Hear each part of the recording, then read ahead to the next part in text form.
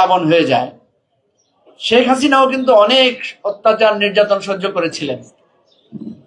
বঙ্গবন্ধু শেখ মুজিবুর রহমান দীর্ঘদিন জেলে ছিলেন, গণতন্ত্রের জন্য সংগ্রাম করেছেন, কিন্তু ক্ষমতায় আসার পর উনি বাকশাল কায়েম করেছেন, গণতন্ত্রকে গলা টিপে হত্যা করেছেন। শেখ হাসিনা যেই তত্ত্বাবধায়ক সরকারের নিজেকে গোলাম আজমের সাথে নিজেকে কো ফাউন্ডার দাবি করেন, সেই শেখ হাসিনাও তত্ত্বাবধায়ক সরকারের মাধ্যমে ক্ষমতায় এসে তত্ত্বাবধায়ক সরকারকে বাংলাদেশ থেকে মুছে দিই।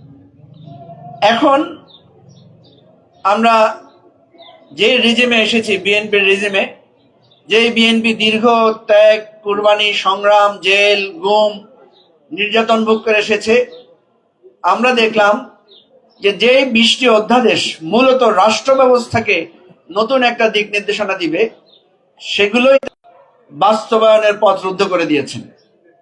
অথচ কি অবলীলায় বলছেন যে আমরা তো সেটা বাস্তবায়ন করব, আরো সুন্দর করে করব। তা আপনারা এত সুন্দর করে বাস্তবায়ন করবেন বললেই হতো যে এই অধ্যাদেশটা যেভাবে আছে এর অনেক অপূর্ণতা আছে, বাস্তবায়ন আইন করছি, সামনে আমরা এটাকে আরো বাস্তবায়ন করব, আরো বেশি মডিফাই করব। তাহলে তো আজকে আমরা এই বিষয় নিয়ে আপনাদেরকে দায়ী করতে পারতাম না। আপনারা তো 15টা অধ্যায় অলরেডি মডিফাই করেছেন। যদি এই 20টা অধ্যাদেশের ব্যাপারে আপনাদের কি বক্তব্য, সেটা তো আমরা জুলাই সনদে লেখাই আছে। আপনারা কোথায় কোথায় ডিসেন্ট দিয়েছেন, সেই জিনিসগুলো আপনারা এখানে অন্তর্ভুক্ত করতে পারতেন, অথবা বলতেন যে আপাতত এইভাবে আমরা এটা পাশ করলাম, পরে আমাদের আরো মোর মডিফিকেশন আছে, সেটা আমরা সংসদের মাধ্যমে করব।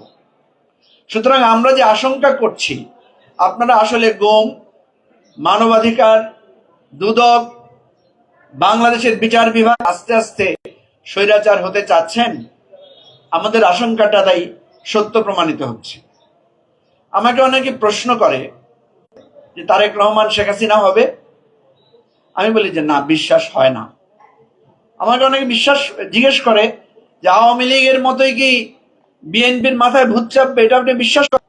আমি বলি যে বিশ্বাস করতে চাই না, কারণ ওই দুঃসময়ে আমাদের বহুবার কথা হয়েছে, বহুবার স্কাইপে কথা হয়েছে, বহুবার ফোনে কথা হয়েছে। প্রত্যেকটি কথায় আমরা গণতন্ত্র, মানবাধিকার, আগামী দিনের একটা সুন্দর বাংলাদেশের স্বপ্নই মাননীয় বর্তমান প্রধানমন্ত্রীর কণ্ঠে উচ্চকিত হতে দিয়েছি, উচ্চারিত হতে দেখেছি। কিন্তু আমাদের তো ভয় হয়, অতীতে অনেকেই ভালো কথা বলে অতীত ভুলে গিয়েছেন, আমরা কিন্তু অতীত ভুলবো না। তাহলে আমরা কি করব? আমি ইতিমধ্যে বেশ কয়েকবার বলেছি, যেইভাবে শেখ হাসিনার ফ্যাসিবাদের বিরুদ্ধে সংগ্রাম করেছিলেন, যে ভাষায় কথা বলেছিলেন, যেই কৌশলে আন্দোলনের নেতৃত্ব দিয়েছিলেন, আমরাও সেই পথই অনুসরণ করব। তিনি বলেছিলেন take back Bangladesh from Hasina. আমরা জাস্ট হাসিনার নামের বদলে বর্তমান ফ্যাসিবাদের নামটাই বসিয়ে দেব। আমরা বলবো take back Bangladesh from BNP's fascism. কি বলেন, কৌশলটা কি খারাপ হবে? নিশ্চয়ই খারাপ হবে না।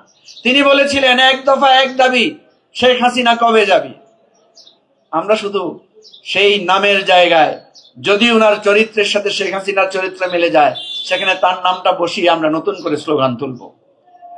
হয়তো লন্ডন বা শিলং থেকে বলতে না পারলে ঢাকা বিশ্ববিদ্যালয়ের মধুর ক্যান্টিন থেকে দাঁড়িয়ে তো বলতে পারবো, কিংবা রংপুর বিশ্ববিদ্যালয়ের সামনে আমার ভাই আবু সাঈদ দুহাত প্রসারিত করে যেভাবে বলেছিলেন, সেভাবে প্রসারিত করে বলবো যে বাংলাদেশে আর কোনো ফ্যাসিবাদের ঠাঁই।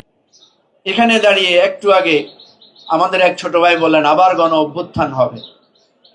আমি মনে করি না আর গণ অভ্যুত্থান হবে, কারণ বিএনপির নেতারা বলছেন যে গণ অভ্যুত্থান কি বছর বছর হয় নাকি?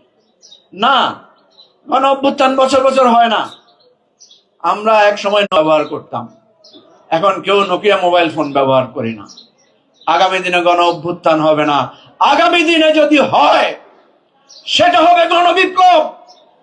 আগামী দিনে যদি আবার রক্ত ঝরে, আগামী দিনে যদি আবার আমাদেরকে রাজপথে দাঁড়িয়ে দুহাত প্রসারিত করে বক্তব্য রাখতে হয়, তাহলে বক্তব্য হবে নতুন সংবিধানের, সেই স্লোগান নতুন বাংলাদেশ গড়ার, এবং বিপ্লবের মাধ্যমে, গণ অভ্যুত্থানের মাধ্যমে নয়। অতীতে যে ভুল হয়েছে, আগামী দিনে সেই ভুল আমাদের পরবর্তী প্রজন্ম করবে না। সেটাই হচ্ছে আমাদের ভবিষ্যৎ, এবং সেই ভবিষ্যতের জন্য এখন থেকে প্রস্তুতি নিতে হবে, এখন থেকে তৈরি করতে হবে রূপরেখা, এখন থেকে প্রস্তুতি নিতে হবে। তার আগে আবারও বলতে চাই, আমরা আপনাদের সাথে যুদ্ধ করতে চাই না, লড়াই করতে চাই না, বিপ্লব করতে চাই না।